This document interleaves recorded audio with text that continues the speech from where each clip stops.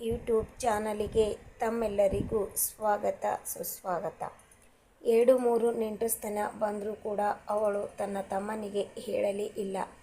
ಹೇಳಬಾರದು ಎಂಬ ತೀರ್ಮಾನಕ್ಕೆ ಬಂದಳು. ಹಾಗೆ ಅವನು ಮಗಳಿಗೆ, ಅಂದರೆ ತಮ್ಮನ ಮಗಳಿಗೆ ಬೇರೊಂದು ಊರಿನಿಂದ ನೋಡುವುದಕ್ಕೆ ಬಂದಾಗ ತಾನೇ ಖುದ್ದಾಗಿ ನಿಂತು ತನ್ನ ಮಗಳಿಗಿಂತ ಇನ್ನೊಬ್ಬಳು ನಮ್ಮ ಅಕ್ಕನ ಮಗಳು ಇದ್ದಾಳೆ ಎಂದು ಹೇಳಿದಾಗ ಅವಳು, ಅಂದರೆ ಆ ಮಗಳ ತಾಯಿಯ ಸೋದರ ಅಳಿಯನ್ನೇ ಕರೆದುಕೊಂಡು ಬಂದಿದ್ದ. ಅವನು ಮತ್ತೆ ಇವಳಿಗೆ ಕೇಳಿದಾಗ ಅವಳು ಹೇಳಿಬಿಟ್ಟಳು ಅವನನ್ನು, ಅಂದರೆ ನನ್ನ ತಮ್ಮನನ್ನು ಕರೆದುಕೊಂಡು ಬರಬೇಡ, ನೋಡುವುದಕ್ಕೆ ಬಂದರೆ ನೀನು ಒಬ್ಬನೇ ಮತ್ತು ಆ ಹುಡುಗನ ಕಡೆಯವರಿಗೆ ಕರೆದುಕೊಂಡು ಬಾ, ಅವರನ್ನು ಕರೆದುಕೊಂಡು ಬಂದರೆ ನನ್ನ ಮಗಳನ್ನು ನಾನು ತೋರಿಸುತ್ತೇನೆ ಎಂದು ಹೇಳಿದಳು.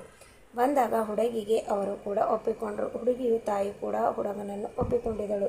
ಏಕೆಂದರೆ ನನ್ನ ಒಂದು ಬಂಧು ಬಳಗದ ಮನೆಯವರು ಇದ್ದಾರೆ, ಅದಕ್ಕೋಸ್ಕರ ನನ್ನ ಮಗಳಿಗೆ ಕೊಟ್ಟರೆ ಮುಂದೆ ಅವಳಿಗೆ ಜೀವನ ಸುಖವಾಗುತ್ತದೆ ಮತ್ತು ನನಗೆ ಆಸರೆಯಾಗುತ್ತಾರೆ ಎಂದು ಒಪ್ಪಿಕೊಂಡಳು.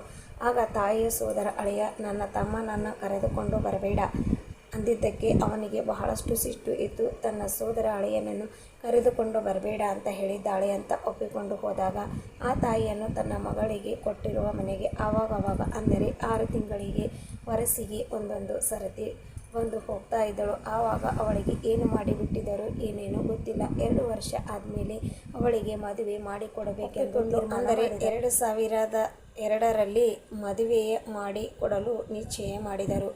ಆದರೆ ವಿಧಿ ಬರಹ ಹೇಗಿರುತ್ತದೆ ಅಂತ ನೋಡಿ ತನ್ನ ಮಗಳ ಮದುವೆ ನಿಶ್ಚಯ ಆದ ಕೂಡ ನಿನ್ನಿಂದಲೂ ಆ ತಾಯಿಗೆ ತನ್ನ ಮಗಳು ನನ್ನನ್ನು ಬಿಟ್ಟು ಹೋಗುತ್ತಾಳೆ, ಇಲ್ಲ ನಾನು ಒಂಟಿಯಾಗಿ ಬಿಡುತ್ತೇನೆ ಎಂದು ಮನಸ್ಸಿನಲ್ಲೇ ಬಹಳಷ್ಟು ಚಿಂತೆಯನ್ನು ಮಾಡುತ್ತಾ ತನಗೆ ಏನು ಕಷ್ಟ ಆದರೇನೂ ಕೂಡ ಮಗಳ ಹತ್ತಿರ ಹಂಚಿಕೊಳ್ಳುತ್ತಾ ಇರಲಿಲ್ಲ.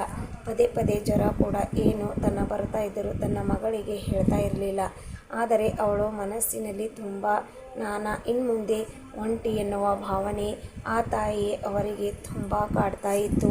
ಹೀಗೆ ಇವತ್ತಿನ ಸ್ಟೋರಿ ಮುಗಿಸುತ್ತೇನೆ ಸ್ನೇಹಿತರೆ. ನಾಳೆ ಮತ್ತೆ ಮುಂದಿನ ಒಂದು ಸ್ಟೋರಿ ಪ್ರಾರಂಭಿಸೋಣ. ಹಿಂದಿನಕ್ಕಿಂತ ಮುಂದಿನ ಸ್ಟೋರಿ ಇನ್ನೂ ಇಂಟ್ರೆಸ್ಟಿಂಗ್ ಆಗಿದೆ ಸ್ನೇಹಿತರೆ. ಈ ಒಂದು ಸ್ಟೋರಿಯಲ್ಲಿ ಸ್ಕಿಪ್ ಮಾಡಬೇಡಿ, ಪೂರ್ತಿ ಕೇಳಿ. ಹಾಗೆ ನಿಮ್ಮ ಸಹಕಾರ ನಿಮ್ಮ ಸಪೋರ್ಟ್ ಹೀಗೆ ಇರಲಿ. ಮತ್ತೆ ಮುಂದಿನ ವಿಡಿಯೋದಲ್ಲಿ ಸಿಗೋಣ. ತಮ್ಮೆಲ್ಲರಿಗೂ ನಮಸ್ಕಾರ, ಧನ್ಯವಾದಗಳು. ಹಾಗೆ ನೀವು ನನ್ನ ಚಾನಲ್ಗೆ ಹೊಸಬರಾಗಿದ್ದರೂ ದಯವಿಟ್ಟು ಸಬ್ಸ್ಕ್ರೈಬ್ ಮಾಡಿ, ಲೈಕ್ ಮಾಡಿ, ಕಮೆಂಟ್ ಮಾಡಿ, ಶೇರ್ ಮಾಡಿ.